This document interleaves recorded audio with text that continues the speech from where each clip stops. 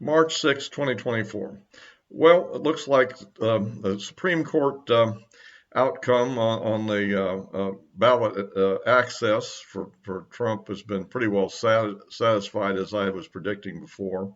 I don't think there's any doubt what was going to happen because it's really not about Trump's ballot access ultimately. It's about the ability of states to decide who has access to federal elections. And even the Democrats on the Supreme Court didn't want that to be the case because Republican states could do the same game. And that's why that decision came out. That was totally predictable. And the fact it was unanimous is also good. But the other issue, which of course we're facing here now, is also that Trump pretty well swept Super Tuesday here, with the exception of a squeaker win of Haley in Vermont, a state that the Republicans are almost certain to lose in the general election. And she also, of course, won in the D.C. Republican primary, which basically that was largely a bunch of lobbyists and their staff members, I suspect, voting in that. Because what other Republicans actually live in D.C. other than lobbyists, basically? So, so the rank and file, if you want to call it blue collar people in D.C. are almost all Democrat.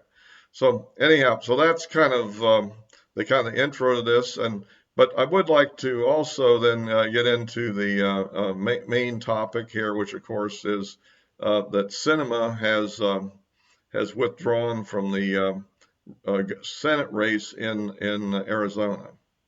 By the way, if you like these videos, please give me a like. For those that haven't subscribed or are members of Google, you can go ahead and, of course, subscribe and click the bell for notifications. So, yeah, this is kind of a topic that's interesting. That's, Sinema, left the Democrat Party largely because I think that she took some unpopular positions, particularly she wasn't willing to go along with their plan for total power seizure in the last Congress and refused to support the idea of ending the filibuster, which would then allow very slim majorities in both houses, plus a president to pass just about any legislation they want and all that. So at any rate, she stood pretty firm on that, and I guess being a person of principle, she was politically destroyed, which is kind of the nature of the world we're in today. Which kind of a warning to the other people of principle that we've had in the Republican Party that have basically destroyed themselves. But anyhow, so that's the situation there, and it has an implication because I think it reduces the chance of the Republicans winning the race in Arizona. And that's because with her in there, she's primarily going to draw from either very moderate Democrats or very very rhino Republicans or independents that are kind of moderate oriented and might be more toward the Republican side in some cases. And so that leaves a very radical Democrat that's left in the race in a much better position running against Lake. Because, the problem there is that that'll turn into a very competitive race. I think a lot of those, liberal independents will probably, go back to the Democrats now. And I really had my doubts that she was really going to run as a spoiler to help elect a very conservative Republican. And of course, that becomes, a major problem in one of the races we otherwise would have pretty much had in the bag if she'd have stayed in there. But she's not going to do it, and that's going to make it a lot more competitive. Of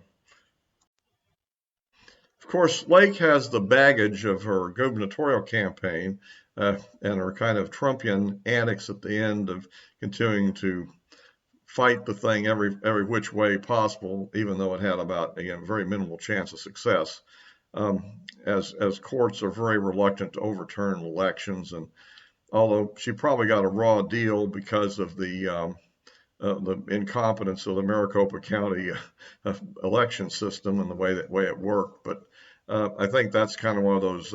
I'm not sure it was deliberate or was it more of a random event, But anyhow, this, as I was saying, this is going to be a fairly hard fought two-way race now. Whereas I think with the Sinema playing spoiler, it would have been a cakewalk. Anyway, so I think that's a major development because remember, what's key here, probably the most key thing we need to lock down in this coming election is to control the Senate. Controlling the Senate preserves the filibuster and allows us to block most of the really crazy Democrat initiatives. Of course, the other big thing, of course, is winning the presidency because we can't get Biden out there. He's going to continue to wear down the country and flood the country with illegal immigrants and so forth. So, anyway, that's about it for this time. As always, I will be posting this on Rumble as well as here on YouTube, and of course the descriptions of my social media accounts are in the description below, and also. I didn't see it. A lot of people looked at my last video, which I'll also put a link to, which was on the kind of analysis of the legal hurdles that Trump faces going forward here. And so not too many people have watched that, but that is, I think, an interesting analysis of that. So until next time.